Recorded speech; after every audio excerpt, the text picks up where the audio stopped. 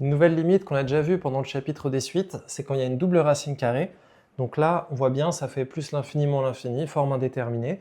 Donc la petite méthode dont tu dois te rappeler maintenant, c'est que le a moins b qui est là, on va le transformer en le multipliant par son conjugué. Donc le conjugué, c'est quand tu as a moins b, le conjugué de a moins b, c'est a plus b. C'est-à-dire on change le signe au milieu.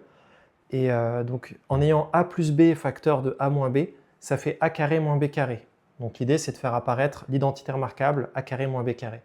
Donc je réexplique le concept. Donc le concept, c'est le suivant. A moins b, c'est comme a moins b facteur de a plus b sur a plus b. J'ai le droit de multiplier un nombre en haut et en bas par la même chose. Si je fais ça, je ne change pas la valeur. Et ça permet de créer une identité remarquable a carré moins b carré sur a plus b. Et donc même si ça paraît moche, en réalité, ce sera beaucoup plus simple que d'avoir le a moins b ici, là où il y a un problème. Parce qu'en passant le a moins b, on aura a carré moins b carré.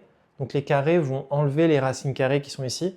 Et tout va bien s'arranger, donc c'est ça qu'il faut avoir en tête. Donc là, j'ai fait exactement la même chose. Donc a moins b, c'est égal à a moins b facteur de a plus b sur a plus b, ce qui va faire a carré moins b carré. Donc là, ça va faire x plus 4 moins x. Donc là, j'ai bien tout détaillé. Donc a moins b facteur de a plus b sur a plus b, ça va faire a carré. Donc racine de x plus 4 au carré, ça fait x plus 4, moins b carré, racine de x, ça fait x. Donc ça nous arrange beaucoup, parce que là, on voit bien, il y a x et moins x qui vont se simplifier mutuellement. Donc là, c'est beaucoup plus simple. Donc là, on a 4 sur racine de x plus 4 plus racine de x. Et là, il n'y a plus aucun problème pour étudier la limite de ce truc-là.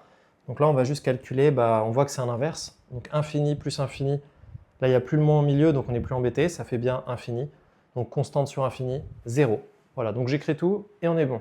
Donc là, on peut conclure. Donc je vais un peu vite. La somme de ces deux racines carrées, ça vaut l'infini par somme. Et par inverse, constante sur infini. Donc c'est mon exemple. S'il y a 4 gâteaux pour des milliards d'invités, combien de gâteaux vont manger les invités? Aucun. Il n'y aura que des miettes parce qu'il n'y a pas assez de gâteaux pour le nombre de personnes. Donc c'est pour ça que ça fait 0. Donc là, comme j'ai dit tout à l'heure, à chaque fois quand tu fais des limites de fonctions, si tu étudies la limite en l'infini et que tu obtiens une constante, on peut dire qu'il y a une asymptote horizontale à cet endroit.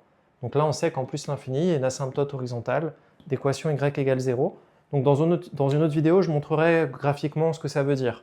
Mais c'est bien de garder cette habitude, dès qu'on fait un calcul, d'y penser. Donc jolie phrase de conclusion, la droite d'équation y égale 0 est asymptote horizontale à la courbe en plus l'infini. Alors la courbe, en général, elle a un nom, la fonction qui est là. Si c'était la fonction f de x, on aurait dit est asymptote à la courbe de f en plus l'infini.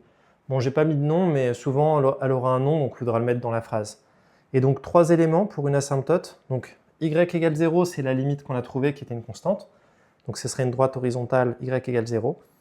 Bien dire que c'est une asymptote horizontale et préciser que c'est en plus l'infini vu qu'on a étudié la limite en plus l'infini. Si c'est en moins l'infini, tu écris moins l'infini. Ça dépendra de la limite que tu as étudiée. Allez, abonne-toi et on se retrouve dans la prochaine vidéo.